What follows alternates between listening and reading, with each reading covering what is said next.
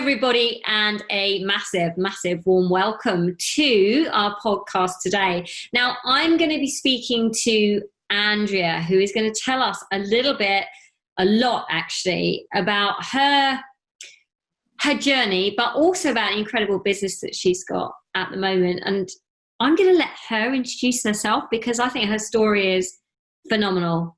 Andrea, far away. Hi everybody, my name's Andrea and I'm a nutritional therapist and I love to help women during perimenopause and menopause because I've been through the perimenopause and it was a little bit rocky during this time, but I just want to let ladies that are listening out there that it does get easier in menopause. A little bit about myself and how I got here and my journey. When I think about what I've been through the last few years, it's quite a bit of a roller coaster ride, just like perimenopause is a roller coaster ride, up and down and all over the place. I was never fulfilled in my job when I was in my 20s and my 30s. I was walking around in this bubble and I was repelling people. I was depressed. I was a sugar junkie. I mean, I've always been interested in health and nutrition, but I didn't really know me very well. I didn't get in touch with myself. I didn't know about my menstrual cycle. I didn't know about women's hormones, how they worked. And I thought my diet was pretty good, not too bad, even though I was eating like lots of sugar. I think back then in the 80s, all the rage was like low fat. And it was low fat products. So I was looking for all the low fat products, not realizing that sugar is the big demon here. It can be quite ruin your gut health and heavy spots and things like that. And I didn't realise that. All these low-fat products I were eating weren't doing me any good at all. So I just went from job to job to job, not being fulfilled and just trying to figure out what I want in my life. And I was always looking for the next boyfriend to make me happy. I wasn't looking in myself. I was looking outward for the happiness, not looking inward. And that's the mistake I was making, but I didn't realise at the time that I was making that mistake. And I was on the birth control on and off for 10 years as well. And I didn't know much about the birth control pill at that time and how much it can deplete your nutrients, deplete your vitamins, and it can affect your gut health. And I was already struggling with gut health.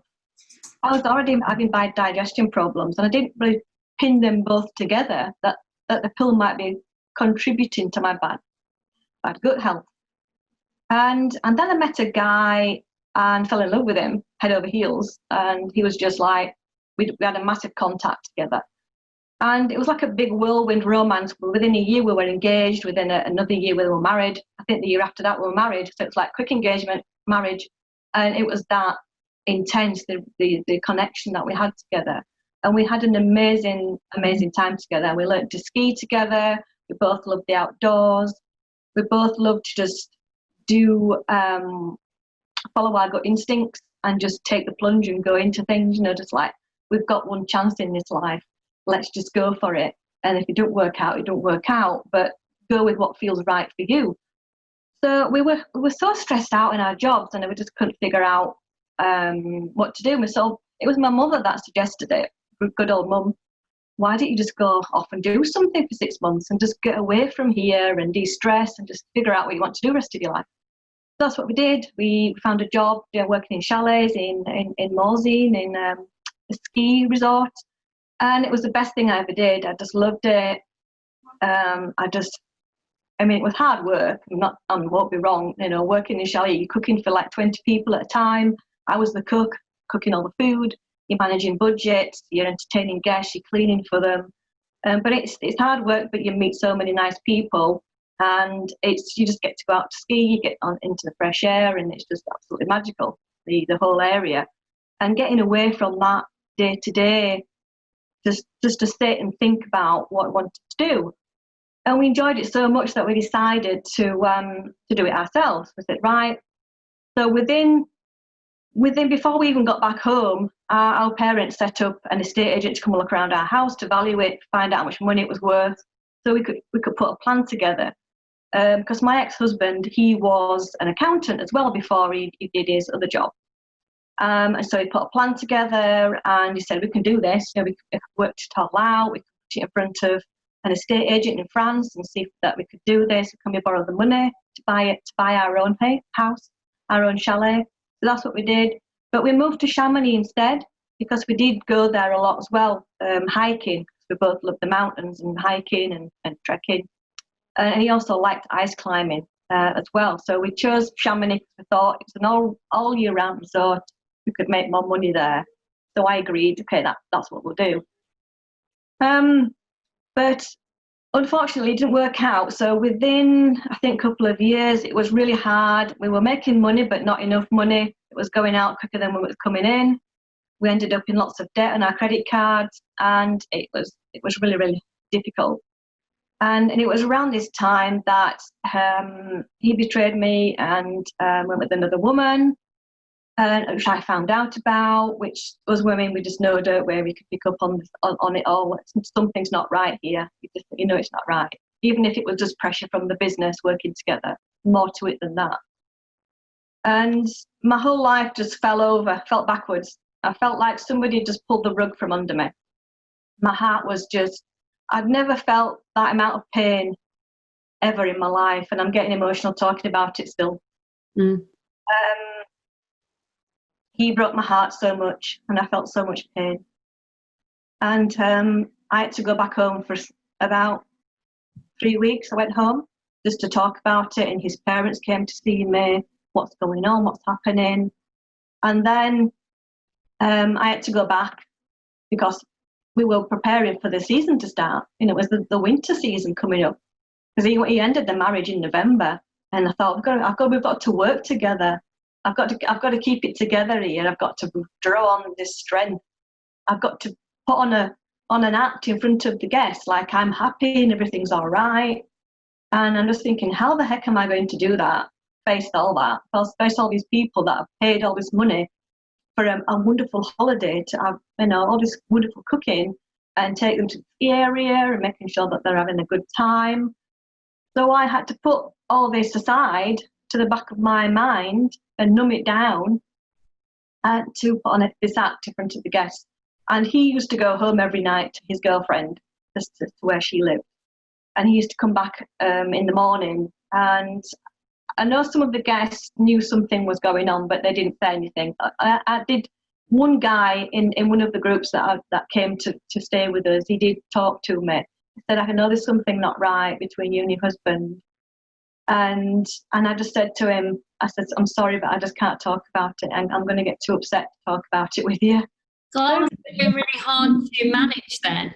So you were emotionally trying to cope with that. You was, I suppose, stuck in France, working with the chalet, working with the guests and making sure they were okay whilst you were going through this massive emotional turmoil.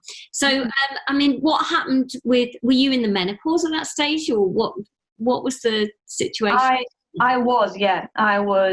I think I was about 38, something like that. Yeah. So I just started perimenopause. Because you can start any time over the age of 35. Now, I was a late starter in my period, so maybe I'm just about to jump on the perimenopause starting of it, where your hormones that's the first stages where it can be really troublesome when the hormones are up on a roller coaster ride. What did you experience? I mean, mine was extreme fatigue and not being able to function properly in the sweats. What was it like for you? What were your signs? Well, I wasn't really in touch with how I felt, really. I think it was just the stress hormones taking over. It was because of them. And so I was just the stress hormones, just being like heartbroken and couldn't eat, couldn't sleep. I think that sort of settled down a little bit into, as soon as the season started, into January. I started to eat better, I started to sleep. And to be honest, a lot of the guests took my mind off it. They were lovely people. I loved it was just that distraction, just putting my energy into them, putting my energy into looking after them. What about looking after you? What happened to that? Who was looking after me? Yeah. But my friend was at the other end of the phone every night. She let me phone her up nearly every night. And she used to just let me offload everything onto her about my day. Am I coping? Am I all right? and just chatting to her was absolutely amazing. Yeah. Yeah.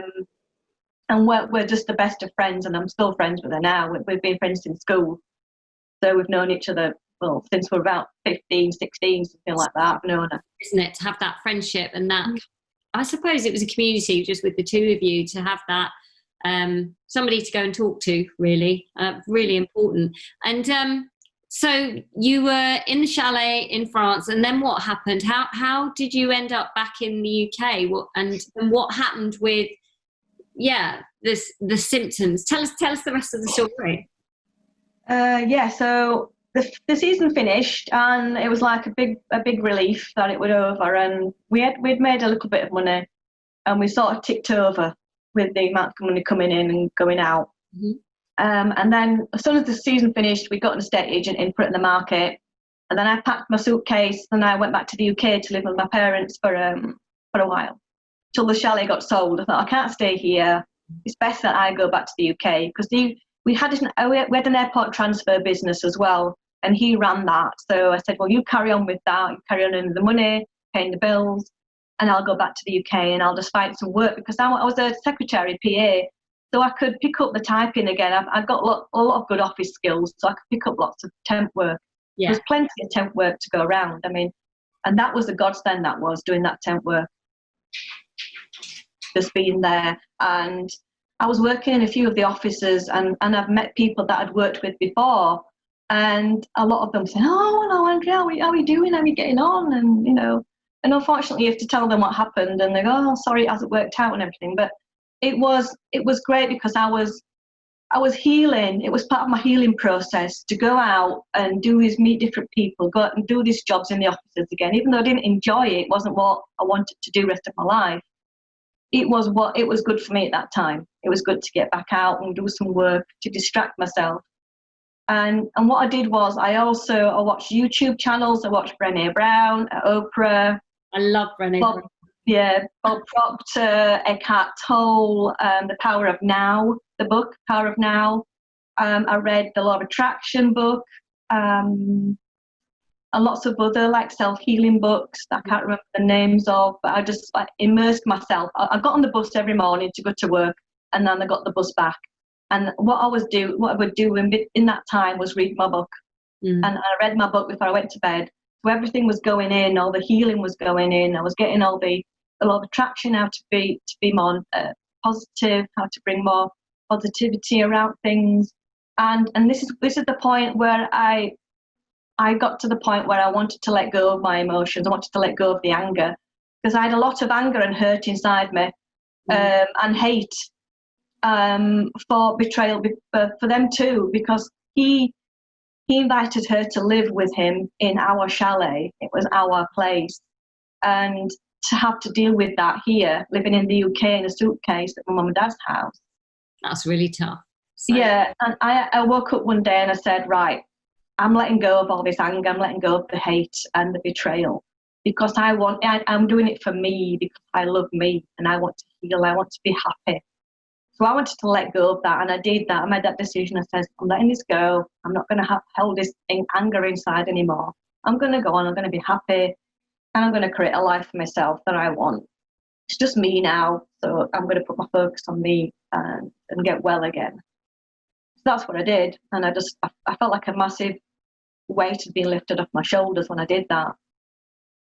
The chalet got sold pretty quick, which was I'm really happy about. I kept putting the vibes out there into the universe. Help us to sell this chalet quickly. Let me get my money back and I can start again.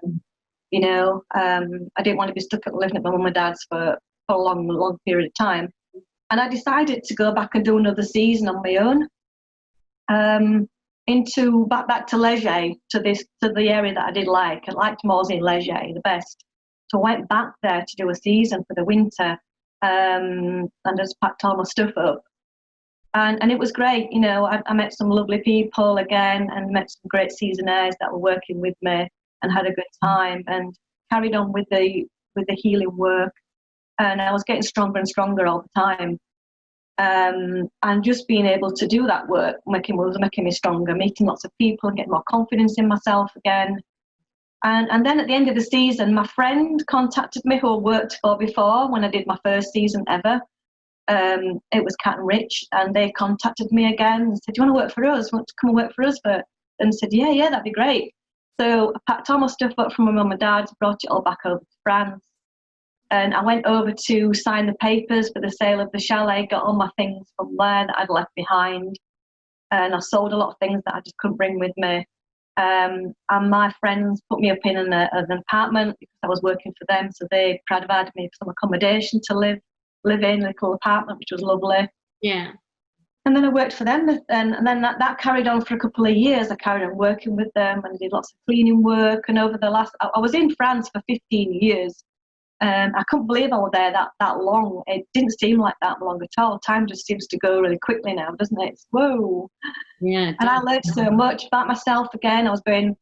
I did cleaning, chalet hosting, I did cooking, airport transfer driving.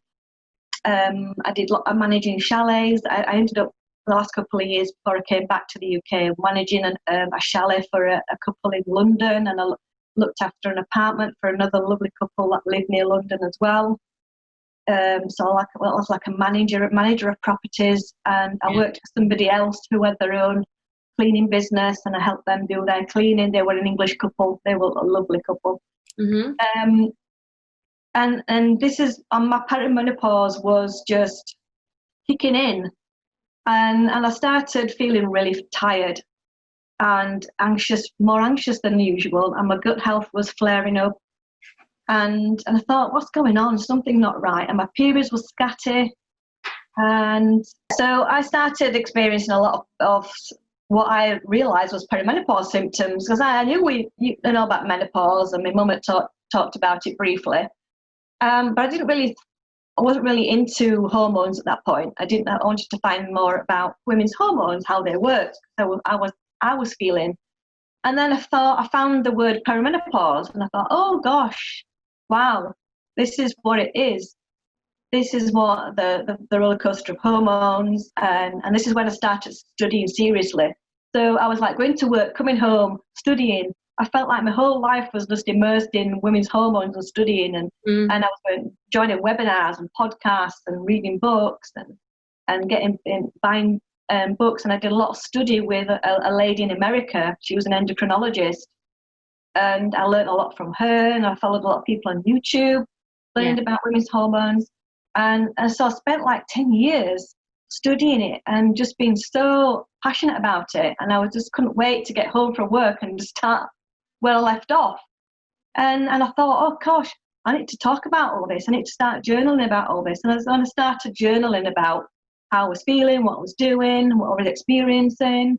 And this is what I thought about, I want to write a book about this as well. Let's just turn this into a book. So I started typing it all out on my Word, everything. So I think it took me about 8 years to create my book, to just kept writing about it. I wrote a little few paragraphs every night or every day, and wrote a chapter, and then I kept changing it and adding bits to it. As I was learning, the more I was learning, the more I was adding to the book as I was going along. And I found out about all the herbs that you could, like maca powder, how good that is for hormones. And then I started doing seed cycling with the pumpkin seeds and sesame seeds. And I started going gluten-free, no gluten, no dairy, but I did like my hard cheese. So I was still eating some cheese, because obviously if in France you can't not eat cheese. Exactly. Yeah, and having all the French bread and the croissants, I thought, no, I can't have any of that. But I used to make my own bread as a substitute sometimes. And I was feeling better. I was getting stronger. I was doing my weight training, because I realised I was doing lots of running. And I was looking at myself thinking, my muscle tone's not quite right anymore. And I'm getting a bit more belly fat, and what's going on here then? And then I realised, it's the hormones that are moving. They're all shifting. So the fat's moving right to my belly, right from my hips to my thighs, and I need to do a bit of strength training here. So I got some weights and started doing that. And I still couldn't figure out what I wanted to do for myself. I was still trying to think, what can I do for my own business? What am I going to do here? How can I get the money together? How can I sort of start this? What am I going to do? And then that's when I had a massive car accident. After all that, or in between all that, I had some debt collectors chasing me for money, because by this time my ex-husband had left France and left lots of debts behind. Mm-hmm. And I'd signed papers to take my money off the bank account, but I didn't take copies of them stupidly. So the bank basically had me. They said, right, your money's still on the account, you owe us all this money, and it was like 20,000 euros. I'm thinking, okay, I don't have 20,000 euros to pay you. So for the last, it took me 5 years to try and find a lawyer in France to help me who spoke English. I had quite a few different lawyers in between, but they just kept dumping me because they didn't know how to help me. And I wasn't getting anywhere. And it was by the time I got some help, found a guy who could help me, I couldn't go to court because I had the window of that time of going into court and proving my innocence was over. This debt wasn't mine, nothing to do with me. And I was just feeling, where is the injustice in this? Why is this happening? And that was 5 years I went through that. It was awful the stress of that. I had to put myself into liquidation, put myself into bankruptcy. So that's what I did. Anyway, I moved on from that, and I thought that felt such a relief to get that behind me. And I was free to move on to figure out what I wanted to do now with myself. And this is when I had my car accident, and I nearly lost my life. And I was in hospital for 3 weeks. I had a punctured liver. I broke about 11 ribs, I think. And it literally felt like I'd been thrown against a brick wall very, very violently. I don't know, you probably don't know the feeling that you get. The feeling was you just felt numb and horrible. You get them stars in between your front of your eyes. That was what I was looking at. And I didn't know anything about the car accident because I blanked it out. I don't know how I impacted it, but I was all over the place. The road was a bit wet, but I was driving a Nissan X-Trail, and my car could handle the corner that was going round. And I didn't think I was going massively, too fast. But the police had witnesses to say that I was going too fast, and that's why my car lost control. But I did find out after the car accident that there was diesel on the road, and that's what made it more slippy. Mm-hmm. That's why my car went out of control, and I could see myself heading towards this lorry. And I went smack into it, and I don't know how I hit it, but my brain just blanked it out. Mm-hmm. I did have a brain scan, and they said that I wasn't unconscious for a long period of time, but I must have just gone out and come back again quickly. And I felt myself. I put my hand in front of the lorry, and I could feel it. So that's how close I was to losing my life. And I believed that day that I was saved by my guardian angel. That's because I was always quite spiritual anyway. And I knew that we all have guardian angels, whether people believe that or not. We have people guiding us on this life and guiding us through why we're here. We're a purpose. We're all here for a purpose, and I firmly believe that. And the driver of the lorry, I haven't talked about the driver of the lorry on any of before, but he came to see me in hospital. And we would think that's probably a little bit of a love affair going on there, because we had a massive connection. When he came to see me, I just didn't want him to leave. It was like love at first sight for me, and I think it was for him. We had a massive connection together. He was a bit younger than me, and he actually gave me a call. He rang me before he came to see me, and because the lady who owned the company, he worked for a company because he was driving the lorry. And he worked for this, and this woman who owned the business who he worked for came to see me with some flowers, and she said, "Oh, the driver's really concerned about you. He wants to come and see you." And I thought, "Oh, that's really nice. That's really sweet. That's really nice of him to want to come and see me, and he's concerned about me." So I was really touched about that, and he took the time to ring me up to ask me how I was. And yeah, so he wanted to ask me out on a date. When you recovered, when you get well, let's go out on a date together.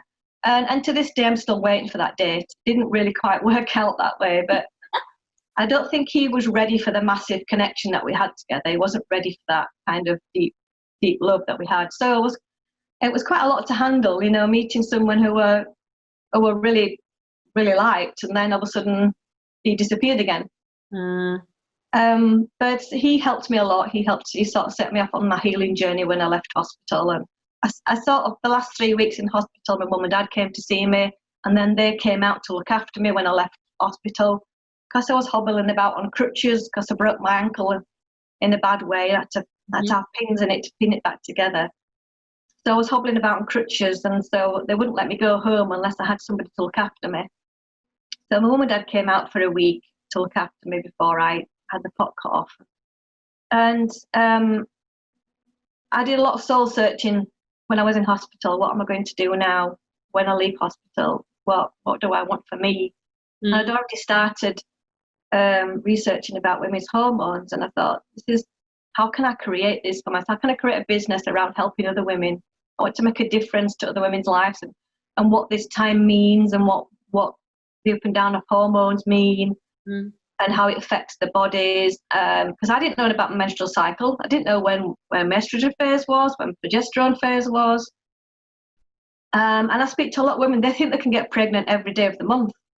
And even now, I speak to a lot of young girls, and they're going, they can't get pregnant every day of the month, you know. They're going, really? Wow.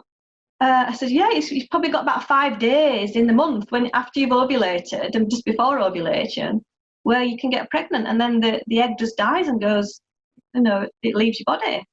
And they're quite surprised about that. But yeah, I just thought, this isn't talked about enough. You know, I was looking on social media and everywhere, and nobody else was talking about it. And there were so many women suffering, and I was speaking to so many other women that I came into contact with that they weren't feeling well and they didn't know what it was. So I was asking, like, what can I do here? And then I found a nutritional therapist course that I could do. It was on special offer. And it just like came into my inbox just all of a sudden. And then I got like 3 other courses. I studied diet specialist course. I studied sports nutrition as well, about how you can strength train and how to eat back to sports nutrition. So I did all these 3 courses within the space of a year, and passing them and just studying. And I remember sitting there one day thinking, doing my exam thinking, oh my God, I was so nervous, you know, for this nutritional therapist exam. And I was so proud of myself when I passed. I thought, yeah, I've done it. And my confidence was so high then. I was recovering from a car accident, and I started learning about internet marketing. Okay, how do I put a website together? How do I create an email list? About social media, how to do posting, learning about Canva, and all these things. I was learning about that as well. So I put my own website together. So my website is what I've done myself. I haven't paid anybody else to do it. I did that all myself. And yeah, I was so proud of what I've achieved. And then I met a sales coach in the UK, and she's absolutely amazing, this sales coach. It's called Jessica Lorimer. I learned a lot from her about selling and about how to put an email list together, and about creating content and how to do sales calls. So yeah, it was just amazing how all this I was learning so much. And that's where I created my Facebook group, and then I started a YouTube channel, but I wasn't on my YouTube channel that much. I was more on Facebook and a little bit. It wasn't on Instagram at the time. It was more Facebook work that I was doing. And that's when I found another lady who helped me with, well, I've got a healthy lifestyle. I call myself healthy lifestyle, but I wasn't really pinpointing down who I could really help. So this is why I chose the niche perimenopause and menopause, because this is where I felt my passion really was, because of my own struggles that I went through. So I wanted to focus on that. So what's the name of your business? I was trying to look on my phone. Yeah, it's Healthy Lifestyle Over 40 is my website name. Oh, okay. And then I've got a peri and menopause support group on Facebook, and then the business page is Healthy Women, Healthy Lives. I changed the name just recently. Okay, great. Okay, that's brilliant. So you deal with clients who are suffering from perimenopause or menopausal symptoms, and they want to feel better, they want to lose weight. Where are they coming from generally? What is your general client? Or I know everyone's totally different. Yeah. Say that they need. The biggest thing is struggling with anxiety and mood. And the other big thing is weight, the weight gain and not knowing how to shift the weight. Those are the two main ones that I get asked about a lot. Why am I crying all the time? Why am I so anxious? So moody? Why am I struggling with weight all of a sudden? It's like I woke up and I've like I can't get my trousers on anymore. And what is the situation? Do you analyse their diet? Do you look at their whole lifestyle? Yeah. I work with mainly 4 areas. All the lifestyle. There's different phases in women's life. There's the phase where they go through puberty, and then it's the phase of pregnancy, fertility years where you can get pregnant, and then there's this time puberty and reverse.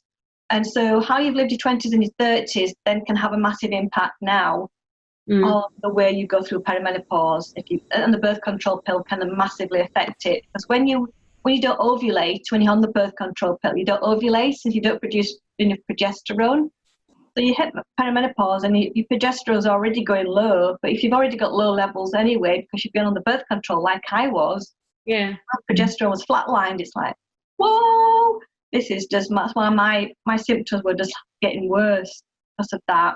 Then I look at the health history, and then I look at the diet, lifestyle, how you live your life, your sleep, your stress levels, what toxins are in your life.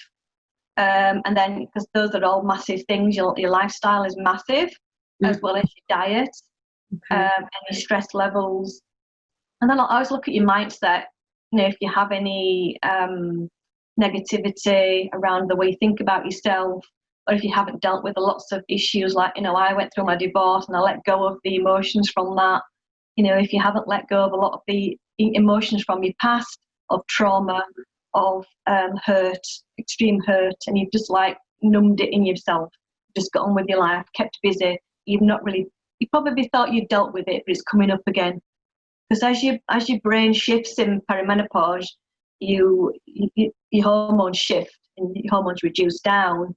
It can bring things out of your amygdala in your brain. It can bring them out up to the surface again, and it can bring on a lot of emotions, and it's working through those emotions why you're having them. The brain, it shifts, and you, by that you mean because of the hormone levels being different in the body, it has an effect on the hormones that the brain is telling the body to excrete. So it's kind of a cycle. Is that?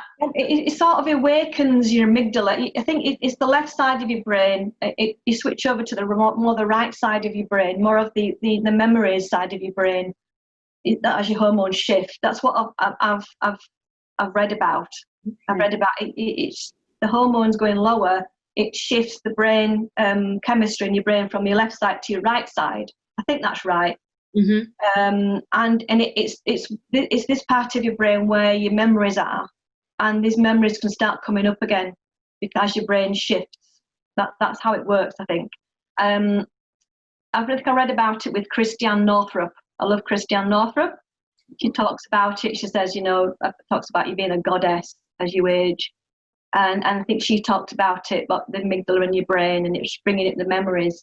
It's like bringing them out into the open again. They might have just been forgotten about over your fertile years, your nurturing years, and now you're coming into menopause. Your ovaries are stopping, so then you're thinking more about your life, what you want to do. This is why you see a lot of divorces in menopause, because women are sort of like waking up from being nurturers, looking after the kids, to, okay, what do I want to do with my life now? And it sort of awakens them a little bit. It's like an awakening. A lot of people say it's like the worm turning. A lot of like in the 50s, my mum was saying to me, my grandma used to tell me the worm's turned. And some women in menopause, they can be too hard. They can get too harsh with the loss of estrogen. They lose the soft side, and they can sometimes be too hard and too, they're too forceful and a bit too masculine, and they lose the feminine softness. So interesting. I was just writing notes here. But that's fantastic, and it really is interesting that you say it's to do with every aspect, even though your speciality is the nutrition in menopause. It goes all the way through, doesn't it? Really, from our past, and so interesting about how your lifestyle in your 20s will have an effect on your menopause later. It's women can never too early to learn about all these things, learn about hormones. It's so important how it'll have a massive impact. But in your 20s and your 30s, I can cope with this stress, I can cope with it because of the hormones. But then it's perimenopause hits and you go, ooh, I wish I'd never drunk so much, I never smoked so much, I wish I'd never eaten so many processed foods and sugary foods like I did. I was thinking, no, I don't want this is why I'm so passionate to help women now. I don't want that to happen to you like it happened to me, because I didn't know any better myself. And I want to educate women more now. You need to know this to protect your health, protect your ovaries, protect your hormones. Andrea, if a lady would like to get in contact with you, where do they find you? What are your Instagram handles? Let us know what the contact details are. Yeah, great. So I'm Healthy Lifestyle Over 40. So if you just put that in, you'll find my website. On my Facebook page is called Healthy Women, Healthy Lives. But if you just type Andrea Howard into the search on Facebook, you'll find me, all my handles there. And I've got a peri and menopause support group if you wanted to join that group as well. Oh, that's fantastic. Thank you so much for You're welcome. Sharing that wonderful story. And you should definitely be writing a lot of books. Yes, do you have a book out then? Do you have a book? It's called the Perimenopause Handbook, and it's under my family name, Andrea Glover, and it's on Amazon right now. Oh, amazing. So we'll definitely put the link below, and thank you so much for your time. You're welcome. Have a great day. See you later. Take care.